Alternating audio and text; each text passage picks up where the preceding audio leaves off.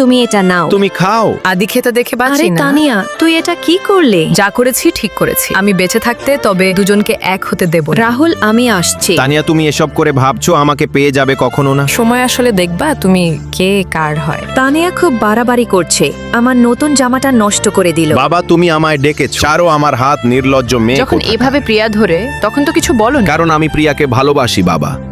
এই মেয়েকে আমার সামনে থেকে সরে যেতে বলো। রাহুল, তুমি চুপ করো।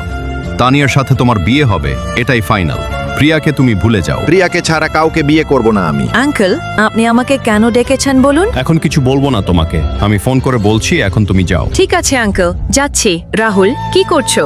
চলো অল্প শপিং মলে থেকে ঘুরে আসি। রাহুল, এদিকে আসো, অনেক সুন্দর সুন্দর খেলা আছে এখানে। বলুন আঙ্কেল। তোমার মা বাবাকে জীবিত দেখতে চাইলে রাহুলের জীবন থেকে সরে যাও। আমি সব ব্যবস্থা করে দিয়েছি, তুমি আজকে লন্ডনে চলে যাবে। ঠিক আছে আঙ্কেল, আজকেই চলে যাব। প্রিয়া হঠাৎ করে কেন লন্ডন চলে যাচ্ছে? ওখানে আমার চাকরি হয়েছে, তুমি চিন্তা করো না, আমি জলদি ফিরে আসবো। আপদ বিদায় হয়েছে। প্রিয়া 2 বছর ধরে আমার কাছে নেই।